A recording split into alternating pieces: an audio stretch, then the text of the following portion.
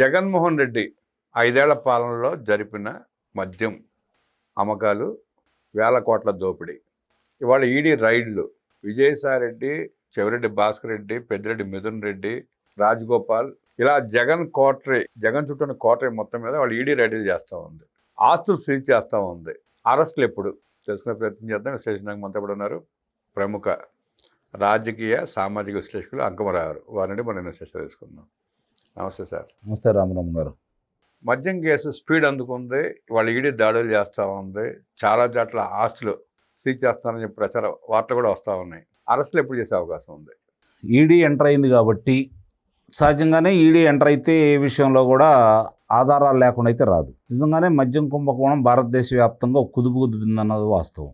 150 కోట్లు 200 కోట్ల రూపాయల లోపు ప్రభుత్వ ఖజానాకి గండి కొట్టారని చెప్పని ఢిల్లీ మద్యం కుంభకోణంలో ఆ రాష్ట్ర ముఖ్యమంత్రిని, ఉప ముఖ్యమంత్రిని అయితే సంవత్సరాల పాటు, మరి ఆ శాసనసభ్యుడిని, మరి అలాగే ఎమ్మెల్సీ కవితని, ఇంతమందిని అదుపులో అరెస్ట్ చేశారు ఆ రోజు. మరి దానికి 100 రెట్లు పైన ఉన్నటువంటి, అంటే ముడుపుల రూపేణానే 3,500 కోట్ల రూపాయలు అందినాయి అన్న అభియోగం ఉన్నటువంటి దీంట్లో ఏమిటి నత్తనడక నడుస్తుంది అని చెప్పని, అంటే నత్తనడక నడవలేదు, చాలా వేగవంతంగానే రాజశేఖర బాబు గారి ఆధ్వర్యంలో చాలా వేగవంతంగా విచారణ జరిగింది.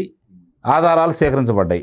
ఎప్పుడైతే ఆధారాలు సేకరించారో దాని సాక్షులు విచారించే క్రమంలో ఆలస్యమైన మాట మాత్రం వాస్తవం. ఎందుకంటే వాళ్ళు గంపగత్తుగా ఒకే నిర్ణయానికి వచ్చేసి నాకు తెలియదు, గుర్తులేదు, మర్చిపోయానే మాట తప్ప రెండోది ఏమీ చెప్పకుండా వాళ్ళకి సహకరించకుండా ఎంతసేపు విచారించినా కూడా అదే మాట చెబుతూ ఉంటే అంతకంటే ముందు వెళ్ళలేని పరిస్థితి కాబట్టి ఆ విధంగా జరిగింది. ఇప్పుడు ఆ రోజు ఏం చెప్పాడు విజయసాయిరెడ్డి? స్వయంగా అతనే వచ్చి ఏం చెప్పాడు? సంబంధం లేని చోటకు వచ్చి, ఈ మద్యానికి సంబంధం కాని చోటకు వచ్చేసి ఏం చెప్పాడు? ఎక్కడ కాకినాడ ఫోర్టుకు సంబంధించి విచారణ ఎదుర్కొనే సందర్భంలో ఆ రోజు మాట్లాడాడు. మద్యం కుంభకోణం గురించి ఎత్తాడు. కేసిరెడ్డి రాజశేఖర రెడ్డి పేరు చెప్పింది మొట్టమొదటి అతనే. కాబట్టి అతను తెలివిగా జగన్మోహన్ రెడ్డి మీద నుంచి, అంటే కొంచెం వేగవంతంగా జరుగుతుంది కాబట్టి విచారణ, జగన్మోహన్ రెడ్డి మీద నుంచి అతని ప్రమేయం లేదు అన్నట్టు చిత్రీకరించడం కోసం కేసిరెడ్డి రాజశేఖర రెడ్డిని ప్రధాన ముద్దాయిగా చేశాడు. విజయసాయిరెడ్డి తన ఇంట్లోనే కూర్చొని మాట్లాడాడు. హైదరాబాద్లో కావచ్చు, విజయవాడలో కావచ్చు. కానీ పాలసీని తయారు చేసింది అతనే, అప్పిప్పించింది అతనే, అన్నీ చేసింది అతనే. కానీ కేసిరెడ్డి రాజశేఖర రెడ్డిది నాదేం లేదు, నేను తప్పుకున్నాను ఎమ్మన్నే, అన్నీ చేసింది సూత్రధారి పాత్రధారి అతనే. ఇందుట్లో ఏ ఒక్క రూపాయి కూడా జగన్మోహన్ రెడ్డికి వెళ్ళలేదు అన్నట్టు, అతనికి ఏమీ తెలియదు అన్నట్టు. మామూలుగా ఏ శాఖకు సంబంధించి ఏదైనా ఒక పాలసీని తయారు చేయాలి అంటే ముందుగా ఆ శాఖ ఆఫీసులో ఆ ప్రిన్సిపల్ సెక్రటరీ ఆధ్వర్యంలో, ఆ ఎండీ ఉంటే ఆ శాఖ ఎండీ ఉంటే ఎండీ ఆధ్వర్యంలో, మంత్రి గారి సమక్షంలో, సెక్రటరియట్లోనో లేకపోతే ఆ శాఖ కార్యాలయంలోనో దాన్ని ఒకటి అనుకొని దాన్ని ఇంప్లిమెంట్ ఏందో చూసుకొని, దానివల్ల రాష్ట్రానికి ఉపయోగం ఏంటో చూసుకొని మంత్రిమండలి ఆమోదం తీసుకోవాలి. దాని అవసరం గుర్తించిన తర్వాత మంత్రిమండలిలో పెట్టి చర్చించి ఆమోదం తీసుకున్న తర్వాత శాసనసభలో పెట్టి బిల్ రూపేణా తీసుకొని రావాలి. ఇది కదా జరగాల్సింది. ఒక పాలసీ మార్చాలి అంటే ప్రొసీజర్ ఇది కదా. మరి దాన్నన్నిటికీ రాజ్యసభ సభ్యుడిగా రెండో పర్యాయం చేస్తున్నటువంటి విజయసాయిరెడ్డికి తెలియదా? తెలిసి కూడా దాన్ని ఉల్లంఘించేటువంటి ప్రథమ ముద్దాయి అతనే కదా. మరి అతన్ని ముద్దాయిగా చేయకుండా అతను సాక్షిగా పిలిపిస్తున్నప్పుడు ఇది నీరు గారటానికి వీళ్ళు చేస్తున్న ప్రయత్నం అని చెప్పని ఆ రోజే నేను చెప్పాను. చాలామంది విజయసాయిరెడ్డిని సమర్థించారు. ఎందుకంటే అతను ఏదో సహకరిస్తున్నాడు, ఉండ వాస్తవాలు చెబుతున్నాడు అని చెప్పని. ఆ రోజు అన్నట్టు జగన్ రెడ్డిని తప్పించి మిగతా వాళ్ళు ఇరికిస్తాగా ప్లాన్ చేశాడు. మిగిలిన ఒక్క కేసిరెడ్డి రాజశేఖర రెడ్డి ఇరిగడానికే అతను ప్రయత్నం చేశాడు. అంతా అతని వల్లే జరిగింది, అతనే చేశాడని చెప్పుకోవడం మాత్రమే అతను ప్రయత్నం చేశాడు. అంతే తప్ప ఈ మిగిలిన వాళ్ళు ఎవరన్నా దాంట్లో తీసుకొచ్చేసి జగన్మోహన్ రెడ్డికి అసలు ఏమీ లేదు, అతనికి ఏమీ తెలియదు అనే ప్రయత్నం మాత్రమే చేశాడు అతను.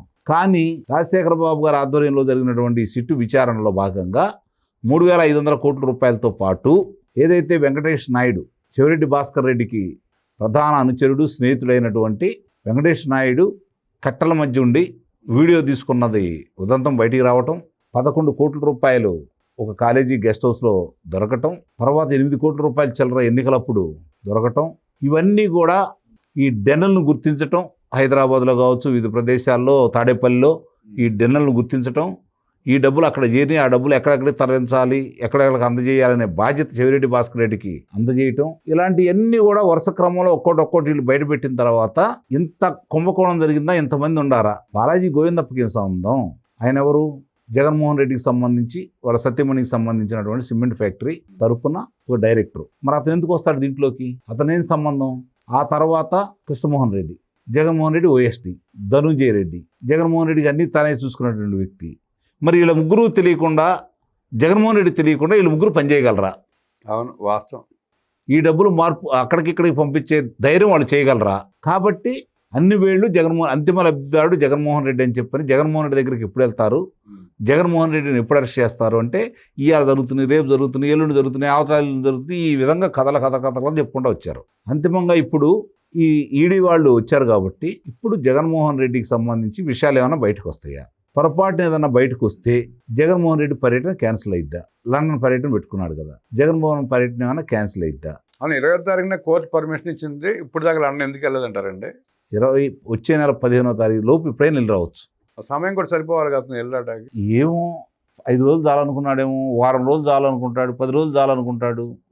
కాబట్టి అతని ఇష్టం కదా, దానికి మనం ఏం చెప్తాం? ఎలాగపోవచ్చు, పర్మిషన్ ఇచ్చినందువల్ల వెళ్ళాలని రూల్ అయితే లేదుగా.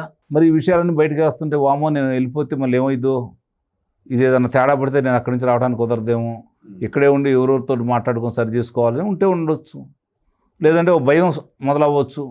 ఒకవేళ ఇవాళ ఈ ఈడీ కనుక ఏదైనా పొరపాటున విజయసాయి రెడ్డిని ఇలా అరెస్ట్ చేసింది అనుకో, ఈ రాత్రికే వెళ్ళొచ్చు, అరెస్ట్ తప్పించుకోవడానికి. అవును, కాబట్టి మార్గాలు చాలా ఉన్నాయి కదా, ఆ ప్రయత్నంలో ఉంటాడని అయితే నేనైతే అనుకుంటున్నాను. ఏదేమైనా 30,000 మంది ప్రాణాలు తీశారు అని చెప్పని ప్రభుత్వ నివేదికల ద్వారా అంటున్నది. అలాగే కొన్ని లక్షల మంది అనారోగ్యం పాలయ్యారని చెప్పని అంటుంది. ఇంతమంది ఉసురు కొట్టుకున్న తర్వాత, ఇన్ని కుటుంబాల వ్యత చూసిన తర్వాత, దానికి సంబంధించిన వాళ్ళందరికీ మనుషులం కాబట్టి, మానవత్వం ఉంది కాబట్టి, ఇంతమంది కారకులైన వాళ్ళందరికీ శిక్షలు పడతాయి అని అయితే భావిస్తున్నాం.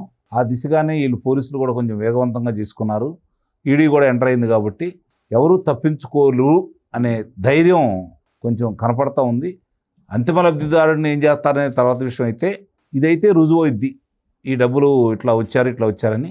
ఇందాక వీళ్ళు ఎవరెవరిళ్ళ మీదకి వెళ్ళి ఈరోజు సోదాలు చేస్తున్నారో వాళ్ళందరికి కూడా వీలైనంత వరకు జైలు శిక్ష పట్టడం అనేది 100% జరిగిద్దని అయితే నేనైతే నిస్సందేహంగా చెప్పగలను. అంటే ముందు జప్తులు అయినాకైతే అరెస్ట్ అయితే ఉండొచ్చు వీళ్ళందరూ.